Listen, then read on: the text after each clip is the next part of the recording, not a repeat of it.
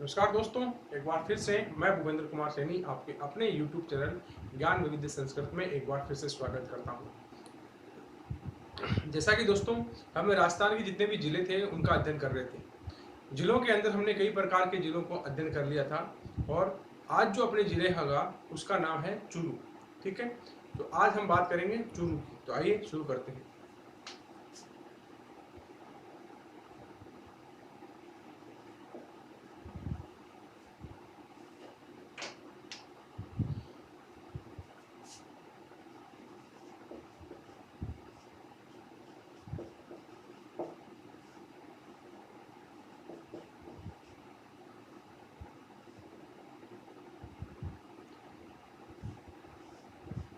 चूरू की बात करें तो चूरू शेखावाटी अंचल का एक जिला है जो कि शुष्कतम जिला है। क्या है? शुष्कतम जिला है। यहाँ पर दूर दूर तक रेत के धोरे पाए जाते हैं। क्या पाए जाते हैं? रेत के धोरे या रेत के टीले जिसे कह सकते हो। इन रेत के टीलों से आच्छादित ये जिला है। और इस जिले की बात करें तो इस जिले के अंदर ये प्रसिद्ध रहा है। अगर इंडिया की बात करें कि भारत राष्ट्रीय स्तर पर, तो ये काले हिरणों के लिए प्रसिद्ध रहा। किसके लिए? काले हिरणों के लिए। और गुरु द्रोण की तपोभूमि भी यही रहा है। और बात करें इसकी स्थापना की तो इसकी स्थापना की थी एक चूरू नामक जाट व्यक्ति ने। किसने की थी? चूरू नामक जाट व्यक्ति ने। ठीक है, तो जो चूरू है इसकी स्थापना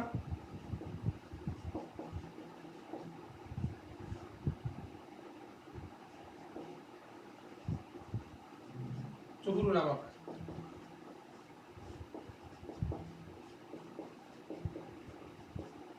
जाट व्यक्ति ने की। ठीक है, याद रखेंगे आप। इसकी स्थापना है वो किसने की थी? चूरू नामक जाट व्यक्ति ने की थी। ठीक है, अब इसकी बात करें तो ये किस किस के लिए प्रसिद्ध है। पहली बात करें कि ये कृष्ण मृग के लिए प्रसिद्ध है। कृष्ण मृग या इसे कहते हैं काले हिरण।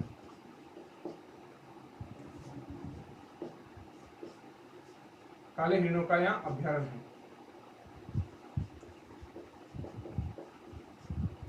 ठीक है, यानी ये जो एरिया है पूरा का पूरा वो कृष्ण मृग या काले हिरण के लिए जाना जाता है। ठीक है, और बात करें कि काले हिरण के अंदर जो चूरू के अंदर है प्रमुख स्थान कौन सा है, स्थान की बात करेंगे तो स्थान रहता है आपका ताल छापर। कौन सा रहता है? ताल छापर, जो कि एक कस्बा है, उसी के नाम के खान पड़ गया। जो कृष्ण मृग है चूरू के अंदर ही जो ताल छापर है वहाँ। ठीक है, यहाँ के कृष्ण मृग प्रसिद्ध है। और बात करें कि इसकी एक विशेषता और रहती है कि इस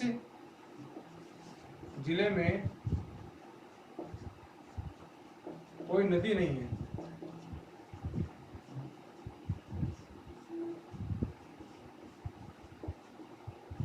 यानी बीकानेर और चूरू ऐसे हैं, राजस्थान के अंदर ऐसे जिले हैं जहां पर किसी प्रकार की कोई नदी नहीं पाई जाती, इसलिए शुष्कतम जिले के अंदर काउंट किया जाता है। ठीक है, तो यह ध्यान भी ध्यान रखेंगे कि इस जिले में किसी प्रकार की कोई नदी नहीं पाई जाती है। ठीक है, और दूर दूर तक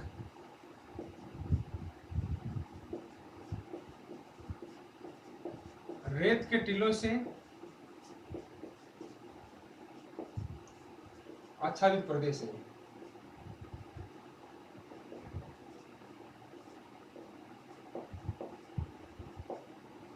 ठीक है, यानी दूर दूर तक यहाँ पर रेत के आपको टीले मिलेंगे। पूरा चूरू जिला है जो रेत के टीलों के लिए कह सकते हो मशहूर है। ठीक है, और इसकी एक मुख्य विशेषता है जिस प्रकार जैसलमेर अपनी हवेलियों के लिए प्रसिद्ध है। ध्यान रखना, राजस्थान के अंदर 3 जिले हैं जो अपनी हवेलियों के लिए प्रसिद्ध हैं। एक तो जैसलमेर है, एक बीकानेर है, एक चूरू है। तो ये हवेलियों के लिए भी प्रसिद्ध है। ठीक है,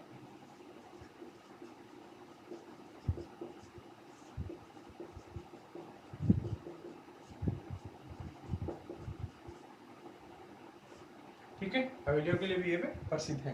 ठीक है, तो ये चूरू के जो प्रमुख फैक्ट थे जिनका सीधा सीधा कह सकते हो वन लाइनर क्वेश्चन बन सकता है, उसकी बात करें तो ये रहते हैं चूरू के लिए। ठीक है, अब बात करें कि चूरू के अंदर प्रमुखतः कौन कौन से मेले हैं और प्रमुखतः कौन कौन से मंदिर हैं, उनकी बात करते हैं। ठीक है,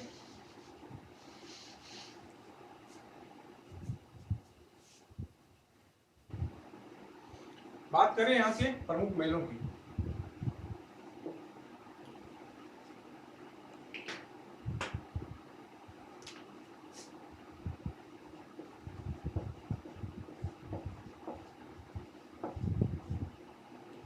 प्रमुख मेलों की बात करें तो पहला मेला है यहाँ पर बबूता सिद्ध का मेला। किसका? बबूता सिद्ध का मेला।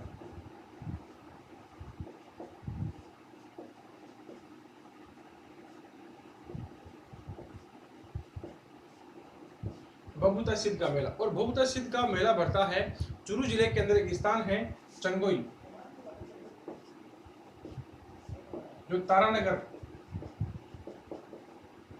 आपकी जो तारानगर तहसील है वहां पर ये स्थित है। ठीक है। और बात करें कि जो बबूता सिद्ध का मेला है ये बढ़ता कब है, ये बढ़ता है शुक्ल सप्तमी को। कब बढ़ता है? शुक्ल सप्तमी को। ठीक है, ध्यान रखेंगे आप कि भादवा शुक्ल सप्तमी को। ठीक है, भादवा या भाद्रपद लिख सकते हो इसको, अपन भादवा कहते हैं या भाद्रपद, ऐसा भी लिख सकते हो। ठीक है, भादवा या भाद्रपद शुक्ल सप्तमी को ये मेला बढ़ता है। ठीक है। फिर दूसरी बात करें, दूसरा मेला जो सबसे मशहूर मेला है चूरू जिले का और पूरे भारतवर्ष में जाना जाता है, सालासर बालाजी का मेला। सालासर बालाजी का मेला। ठीक है, सालासर बालाजी के मेले की बात करें तो ये बढ़ता है सालासर, जो सुजानगढ़ तहसील में। ठीक है, सुजानगढ़ तहसील के अंदर है। ठीक है, सालासर बालाजी का मेला।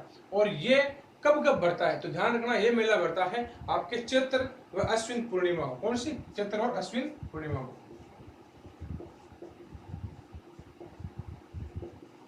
चैत्र पूर्णिमा और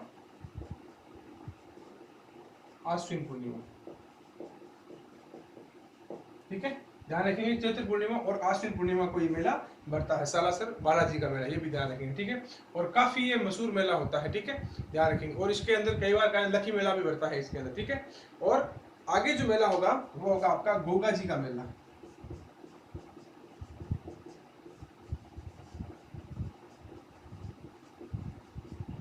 गोगा जी का मेला। गोगा जी का मेला जो चूरू जिले के अंदर है वो है ददरेवा। ददेवा कहाँ पे? ददरेवा। ददरेवा जो चूरू के अंदर है। और ध्यान रखना, यहाँ पर गोगा जी को जो मेला बढ़ता है उस मेले का नाम है तो दुर्मेड़ी का मेला है। कौन सा? दुर्मेड़ी का। ठीक है, अब बात करें कि गोगा जी का जो मेला है वो कब बढ़ता है। ये बढ़ता है भाद्रपद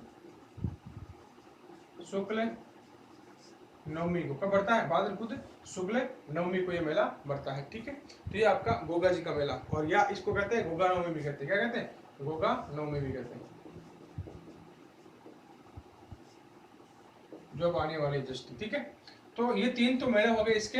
अब बात करें, एक मेला और बढ़ता है जो कि सिख धर्म से संबंधित है। ठीक है, एक प्रमुख मेला है जो सावा का गुरुद्वारा। कौन सा? सावा का गुरुद्वारा।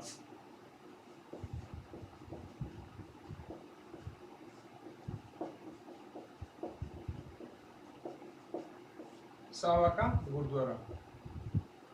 और ये सावा कहाँ है? सावा चूरू के अंदर है। ठीक है, सावा चूरू के अंदर। सावा की गुरुद्वारा की बात करें तो इसकी प्रमुख विशेषता है कि इसका मेला बढ़ता है कार्तिक पूर्णिमा। ठीक है, कार्तिक पूर्णिमा को।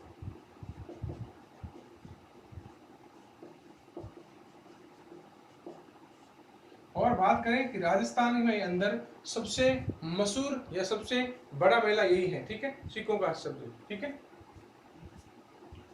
तो ध्यान रखें, राज्य में सिखों का सबसे बड़ा मेला। ठीक है, तो राज्य के अंदर सिखों का सबसे बड़ा, ध्यान रखना, सावा का जो गुरुद्वारा है यहाँ पर मेला बढ़ता है। ठीक है, कि राज्य के अंदर सिखों का सबसे बड़ा मेला यही बढ़ता है। ठीक है, तो ये हो गया आपके जो प्रमुख मेले थे। ठीक है, अब बात करेंगे इसके अंदर प्रमुख मंदिरों की। ठीक है,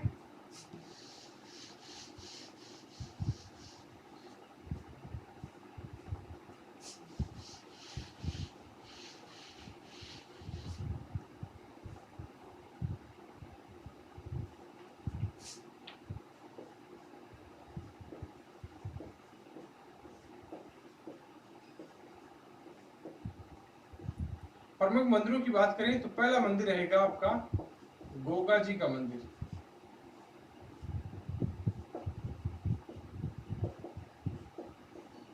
जो बढ़ता है आपका ददरेवा, कहाँ पे, ददरेवा चूरू के अंदर। ठीक है। गोगा जी के मंदिर की बात करें तो इस मंदिर की खासियत यह है कि इस मंदिर के अंदर जब गोगा जी युद्ध करते हुए जब इनका सिर एक दूसरी जगह पे गिरा था और इनका धड़ था जो दूसरी जगह पे गिरा था, इसके कारण गोगा जी के दो मेले बढ़ते हैं राजस्थान के अंदर, बहुत मशहूर मेले, जिसके अंदर एक मेला तो आता है जहां पर गोगा जी की धड़ गिरी और जहां पे गोगा जी का सिर गिरा, तो धड़ गिरा जहां पे उसके कहते हैं दुर्मेड़ी। ठीक है। और जहां पे सिर गिरा इसे कहते हैं शीश मेड़ी। क्या कहते हैं, शीश मेड़ी। ठीक है। अब शीश मेड़ी कहाँ है, धर्मेड़ी कहाँ है, जो यहाँ पर जो मेला भरता है और जो मंदिर है वो शीश मेड़ी का है। कौन सा है, शीश मेड़ी का है। यानी यहाँ पर गोगा जी का जो सर गिरा था, क्या गिरा था, सर गिरा था। ठीक है, ध्यान रखेंगे आप। तो यहाँ का जो मेला है ये शीश मेड़ी का है। ठीक है। तो और इसकी बात करें तो ये गोगा जी का जन्म स्थान है।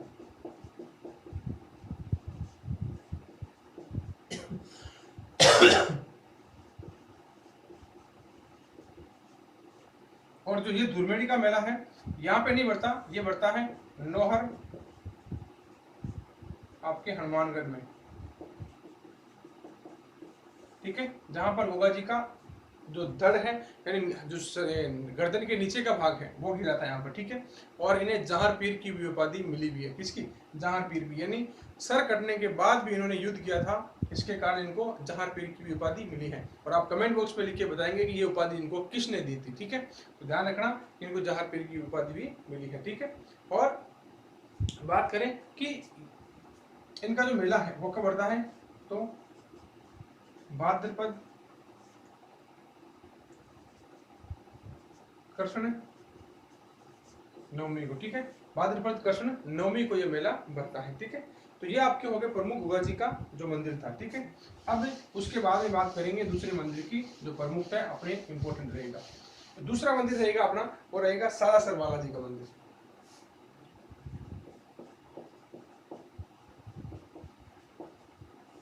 सालासर बालाजी का मेला। ठीक है, सालासर बालाजी के मेले की बात करें तो ये सालासर कस्बा है सुजानगढ़ तहसील में। कहां पे, सुजानगढ़ तहसील में। यहाँ पर ये मेला बढ़ता है और यहाँ पर इनका प्रमुख मंदिर भी है। ठीक है।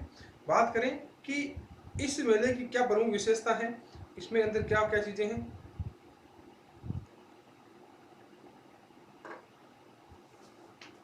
सालासर बालाजी का मेला है, जो यहाँ पर जो सालासर बालाजी है, तो ध्यान रखना ये भारत में एकमात्र मूर्ति जिसमें हनुमान जी के दाढ़ी, मूछ और माथे पर तिलक का विग्रह, यानी भारत में एकमात्र मूर्ति सालासर के अंदर ही है जहां पर हनुमान जी के दाढ़ी और मूछ दोनों हैं और माथे पर तिलक का विग्रह है। ठीक है, भारत के अंदर नहीं, राजस्थान के अंदर, भारत के अंदर एकमात्र ऐसी मूर्ति है जहां पर जो बालाजी है या हनुमान जी है उनके दाढ़ी है और मूछ भी है और तिलक का विग्रह भी पाया जाता है। ठीक है। अब बात करें जो इस बालाजी की मंदिर की, इस मूर्ति की बात करें तो ये मूर्ति मोहनलाल या मोहनदास के नाम आते हैं, इन मोहनदास जी को मिली थी खेत में हल जोतते समय। नजदीकी एक ग्राम था, सालासर से कम कह सकते हो 30 या 35 किलोमीटर के दूर गांव पड़ता है कि जो आसोटा गांव जाना जाता है, जो नागौर जिले के अंदर आता है। लेकिन वहां पर उनको हल जोतते वक्त मूर्ति मिली और इस मूर्ति को ले जाकर ये इस स्थान पे, सालासर में स्थान में इसको ये वहां पे क्या करते हैं, आरोपित कर देते हैं। ठीक है, मोहनलाल या मोहनदास जी को। मोहन दास जी को प्राप्त, और कहाँ में, खेत में, ठीक है। और इन्होंने इसको ले जाकर वहां पर सालासर के अंदर आरोपित कर दिया था, यह कह सकते हो कि लगा दिया था, ठीक है। अब इस सालासर मंदिर के अंदर एक जाल का वृक्ष है। किसका वृक्ष है? जाल का वृक्ष है। इस जाल के वृक्ष के लोग नारियल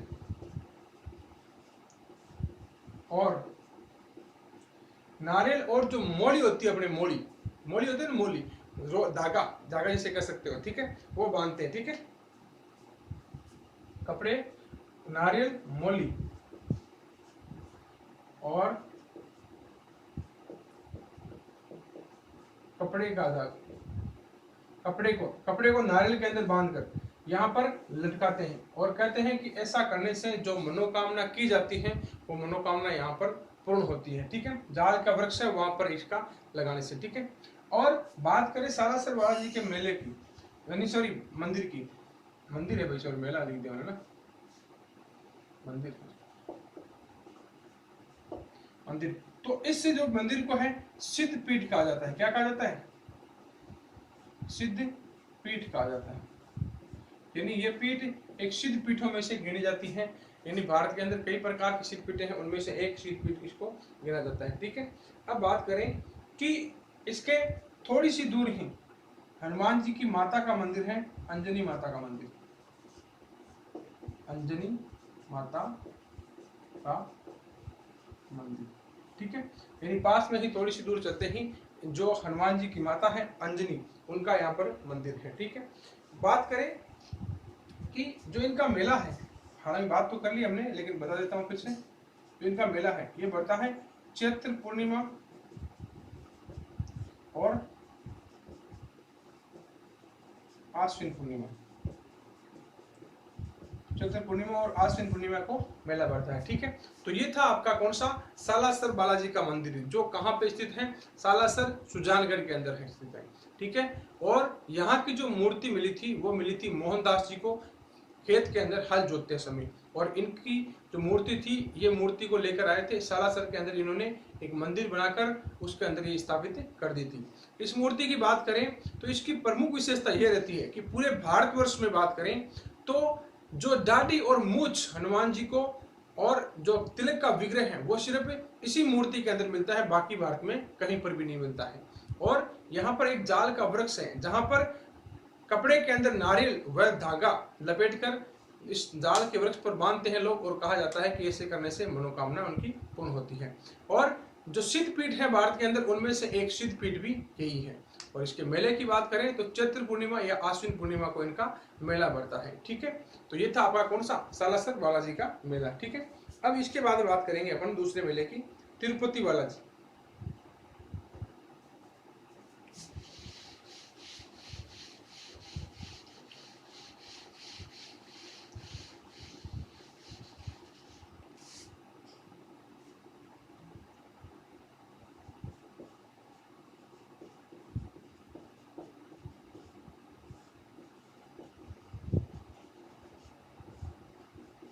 तिरुपति बालाजी, तिरुपति का नाम आते ही अपने जहन के अंदर एक ही नाम आता है, आंध्र प्रदेश का। किसका नाम आता है?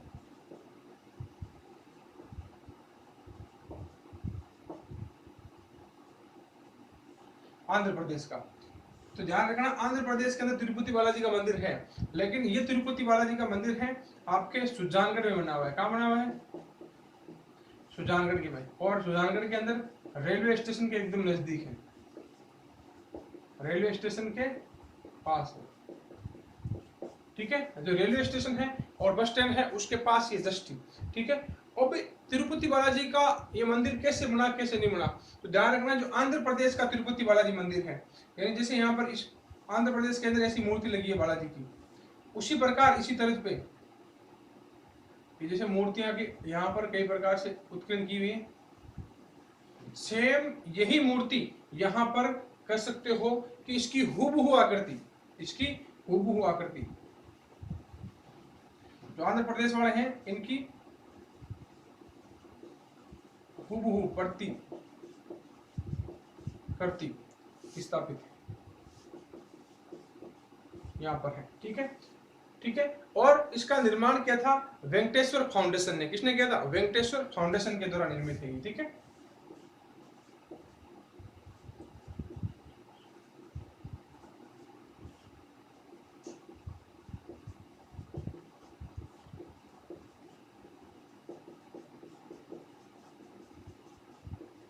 वेंकटेश्वर फाउंडेशन के द्वारा निर्मित है, ठीक है।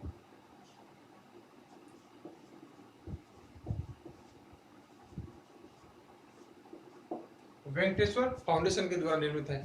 और वेंकटेश्वर फाउंडेशन की बात करें कि इसके अंदर जो कार्य करने वाले थे उनका एक का नाम था डॉक्टर एम नागराज और एक का नाम था डॉक्टर वेंकटाचार्य, ठीक है।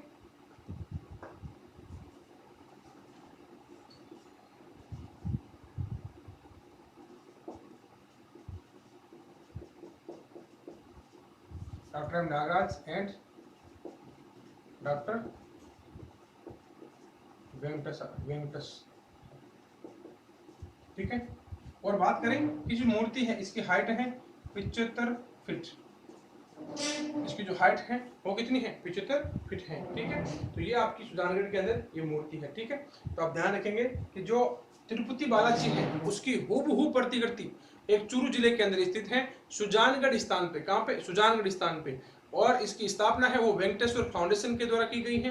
वेंकटेश्वर फाउंडेशन के अंदर एम नागराज और डॉक्टर वेंकटेश्वर के द्वारा, ठीक है। तो ये आपके कौन से हो गए? आपके प्रमुख जो तिरुपति बालाजी मंदिर था, इसकी बात पूरी होती है, ठीक है।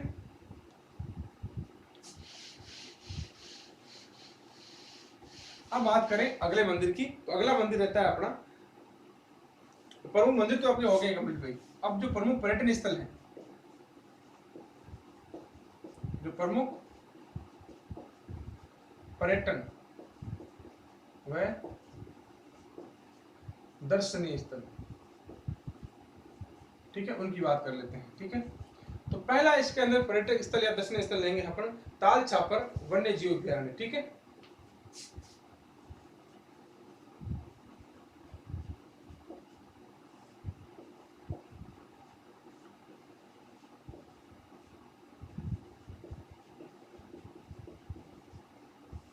तो ताल छापर वन्य जीव अभ्यारण्य है, ये स्थित है छापर के अंदर, ठीक है। छापर या इसे ताल छापर कहते हैं, छापर कह सकते हो, ठीक है। छापर जो सुजानगढ़ तहसील के अंदर स्थित है, ठीक है, सुजानगढ़ तहसील के अंदर है ताल छापर वन्य जीव अभ्यारण्य। अब बात करें कि ये क्यों प्रसिद्ध है, तो ताल छापर है वो काले या कई बार एग्जाम में नाम आता है कृष्ण मृग के लिए प्रसिद्ध,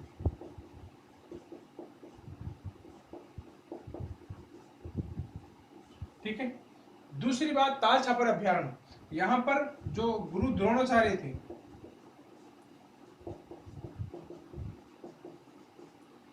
गुरु द्रोणाचार्य यहाँ पे रुके थे, इसी कारण इस स्थान के जो स्थान है इसके आसपास को स्थान कहते हैं द्रोणपुर कहते हैं। क्या कहते हैं?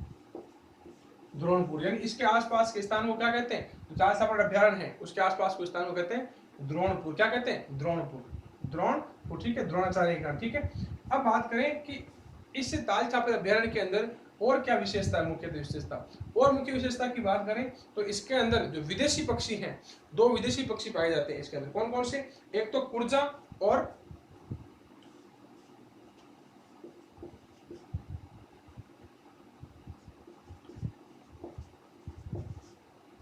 विदेशी पक्षी कुर्जा। कौन सी? कुर्जा, जिसे कहते हैं डेमोसिल क्रेन।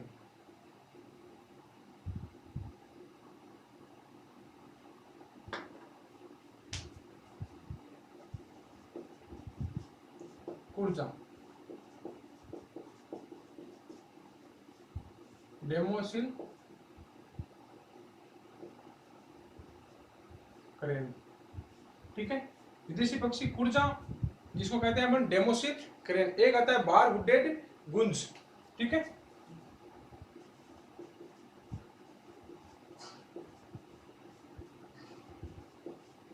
बार हेडेड गूंज, ये दो पक्षी यहाँ पर कह सकते हो कि प्रवासी पक्षी हैं और यहाँ पर यह विचरण करने के लिए आते हैं सर्दियों के अंदर, ठीक है। तो ध्यान रखेंगे ये भी यहाँ पर दो प्रमुख पक्षी यहाँ पर आते हैं, ठीक है।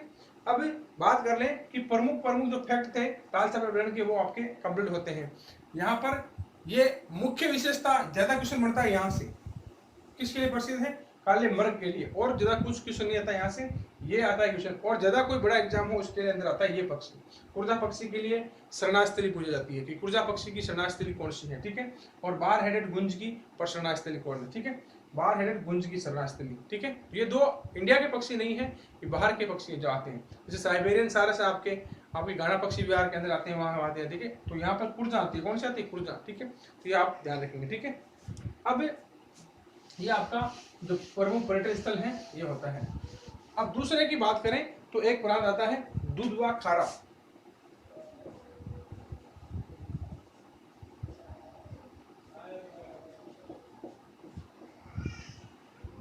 दुधवा खारा की बात करें, पहले ये बीकानेर रियासत के अंदर सम्मिलित होता था और बीकानेर के अंदर ही कह सकते हो कि पूरा का पूरा इसका कार्य होता, लेकिन बाद में चूरू के अंदर काउंट होने लगा। और ये जाना जाता है दुधवा खारा एक खुद स्थान है, ध्यान रखना, किसान आंदोलन के लिए जाना जाता है। किसके लिए, किसान आंदोलन के लिए जाना जाता है, ठीक है। और ये किसान आंदोलन हुआ था वो 1921-23 के मध्य हुआ था। कब हुआ था, 1921-23 के मध्य, ठीक है। अब इसी दूधवा खारा के अंदर कह सकते हो कि पहले बीकानेर रियासत का भाग था, किसका, बीकानेर रियासत का, ठीक है। बीकानेर रियासत का भाग था और उस समय 1946 के अंदर है, ठीक है, 1946 के अंदर 1946। और उस समय बीकानेर के जो शासक हैं, जो बीकानेर के शासक हैं वो होते हैं शार्दुल सिंह। कौन होते हैं, शार्दुल सिंह, यानी आजादी के समय की बात हो रही है, किसकी, आजादी के समय बात हो रही है। अब यहाँ पर एक बहुत ही घटना होती है विध्वंसकारी, जिसे कहते हैं कागड़ा कांड। कौन सा कांड, कागड़ा कांड। कागड़ा कांड की बात करें तो यह चर्चा के अंदर क्यों रहता है कागड़ा कांड। कागड़ा कांड की बात करें तो कागड़ा कांड है, ये कह सकते हो एक संगठित किसान आंदोलन था जिसका नेतृत्व हनुमान राम चौधरी ने किया था। किसने किया था, हनुमान राम चौधरी ने किया था, ठीक है। कागड़ा कांड यहीं पे हुआ था। अब इसका नेतृत्व था, नेतृत्व वो क्या था, हनुमान राम चौधरी, ठीक है। कागड़ा कांड, कागड़ा कांड के अंदर क्या हुआ था कि आपके जो शार्दुल सिंह थे, इन्होंने जो लाग बाग की करें थी वो बढ़ा दी गई थी, लेकिन किसान उनको पूरा नहीं कंप्लीट कर पा रहे थे। तो किसानों को जबरदस्ती इनके घरों से बाहर निकालकर पीटा जाता था और ले जाया गया, ठीक है। और पूरे गांव के अंदर कह सकते हो कि एक बार कह सकते हो कि ऐसी घटना होती है कागड़ा कांड के अंदर कि पूरे के पूरे जो आपके जितने कह सकते हो कि जो पुरुष थे उन पुरुषों को तो क्या किया गया था, दूसरे स्थान में भेज दिया गया था और उनकी महिलाओं और बच्चों को कैद कर लिया गया था। इसलिए कांगड़ा कांड जाना जाता है। महिलाओं और बच्चों को कैद दिया गया और उनको चुराने के बदले में उनसे बड़ी रकम की मांग की गई थी, ठीक है। तो कांगड़ा कांड इसलिए भी जाना जाता है, ठीक है। अब बात करें दुधवा खारा के अलावा एक इंपॉर्टेंट ध्यान रखना, चूरू का किला।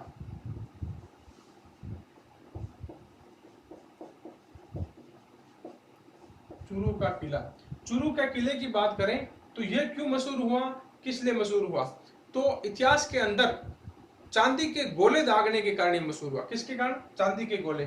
किस कारण दागे गए ये भी हम चर्चा करते हैं कि चांदी के गोले क्यों दागे। उससे पहले करते हैं कि इसका निर्माण किसने करवाया, ठीक है। तो इसका जो निर्माण था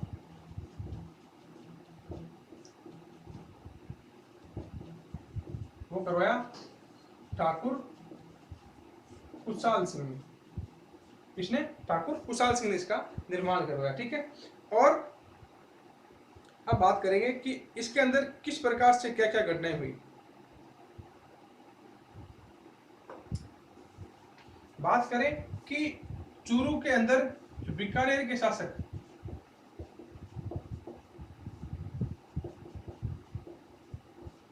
सूरत सिंह ने आक्रमण किया।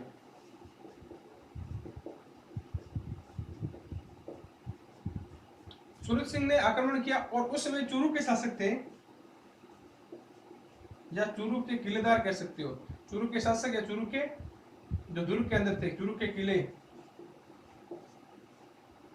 के अंदर थे, वो थे शिवनाथ सिंह। कौन थे? शिवनाथ सिंह। अब जब युद्ध लड़ा जाता है तो युद्ध के अंदर जो तोप के गोले होते हैं वो तोप के गोले खत्म हो गए थे। क्या खत्म हो गए थे? गोले। और गोले बनते थे जो आपकी धातु है जस्ता और जिंक, उससे बनते हैं। किसे? जस्ता एंड जिंक से। सीसा, जस्ता, जिंक आते हैं, उनसे बनता है। लेकिन ये धातु खत्म हो चुकी थी पूरी की पूरी। तो शिवनाथ सिंह ने कह सकते हो कि इन्होंने चांदी के घोड़े, क्योंकि चांदी के अंदर भी इसकी मात्रा पाई जाती, तो चांदी के घोड़े बरसाए थे, चांदी के घोड़े बरसाए थे। और यहां पर आप कह सकते हो दो तीन फैक्ट किए जाते हैं।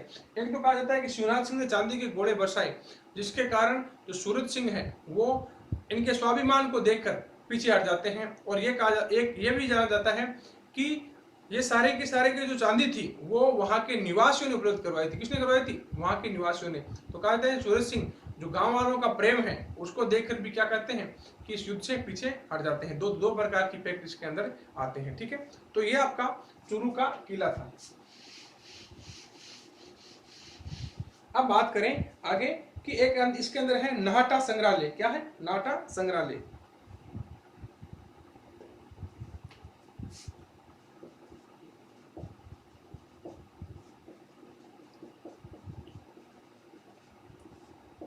नाहटा संग्रहालय है, ये चलता है सरदार शहर में। कहां चलता है भाई? सरदार शहर में। और इसका निर्माण कार्य है वो नाहटा परिवार ने करवाया। नाहटा परिवार ने क्या करवाया? इसका निर्माण करवाया था भाई। क्या करवाया था? निर्माण करवाया था। तो ये आप ध्यान रखेंगे, जो नाहटा संग्रहालय है ये कहां पे स्थित है? आपके चूरू के अंदर है। ठीक है, अब बात करें कि ये किसके लिए रहता है, इसकी मुख्य विशेषता, ये भित्ति चित्रों के लिए। किसके लिए? भित्ति चित्रों के लिए प्रसिद्ध है।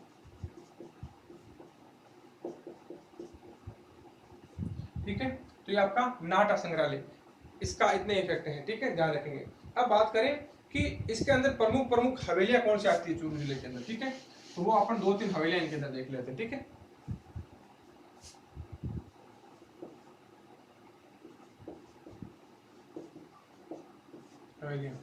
हवेलियां की पहली बात करें तो एक आती है चांदमल सुराना की हवेली।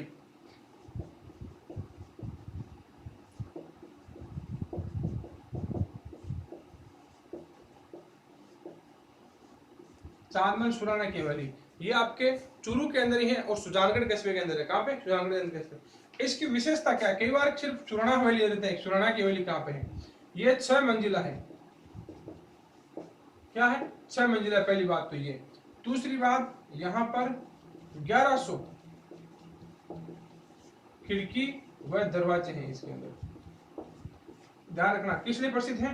क्योंकि इसके अंदर 1100 खिड़की और दरवाजे लगे हुए हैं। ठीक है, और इसको बनाया था सुराना परिवार द्वारा। किसके द्वारा? सुराना परिवार द्वारा। ठीक है, तो निर्माता थे वो कौन थे? सुराना परिवार। दूसरी हवेली की बात करें तो दूसरी हवेली आती है यहाँ पर खेमका की हवेली भी आती है। किसकी? खेमका की हवेली। ठीक है, और इसके अंदर हवेलियां आती हैं, उसका नाम है कोठारी हवेली। कौन सी? कोठारी हवेली।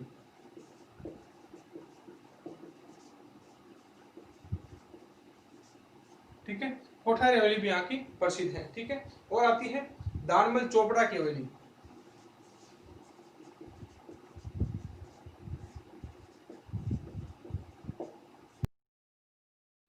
दानमल चोपड़ा की हवेली। ठीक है, ये भी आप ध्यान रखेंगे, दानमल चोपड़ा की हवेली। और ये कह सकते हो कि प्रमुख यहाँ पे हवेलियां हैं। ठीक है, और एक यहाँ पर प्रमुख प्रसिद्ध है 8 खंभों की छतरी। कौन सी? 8 खंभों की छतरी।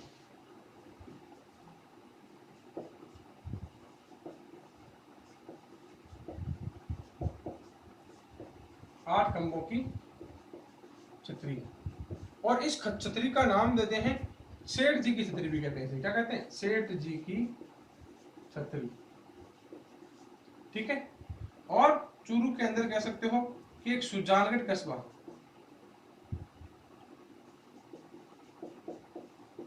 सुजानगढ़, सुजानगढ़ की बात करें तो इसे कहा जाता है संगीतकारों का गढ़, संगीतकारों का गढ़ कहा जाता है। दूसरी बात करें तो इसे ये है जो आपके कन्हैयालाल सेठिया है उनकी जन्मस्थली है, जो पाथल और पीथल की जिन्होंने चर्चा की थी, कन्हैयालाल सेठिया की जन्मस्थली है, ठीक है। तो ध्यान रखेंगे ये कन्हैयालाल जो सेठिया है उनकी भी जन्मस्थली है, ठीक है। तो ये कह सकते हो जो बीकानेर के अंदर, सॉरी चूरू के अंदर जो प्रमुख प्रमुख फैक्ट थे हमारे, उनकी हमने चर्चा की है, ठीक है। तो चूरू जिले के अंदर जितने भी फैक्ट हैं हमने डिस्कस कर लिए हैं। अब इससे ज्यादा डिस्कस कर सकते हो, चूरू जिले के अंदर ज्यादा कुछ है नहीं, और ये आपका वीडियो यहाँ पर समाप्त होता है। तो आपको ये वीडियो अच्छा लगे तो वीडियो को लाइक करें, ज्यादा से ज्यादा वीडियो को शेयर करें, और किसी प्रकार की कोई त्रुटि हो तो कमेंट अवश्य करें। धन्यवाद दोस्तों।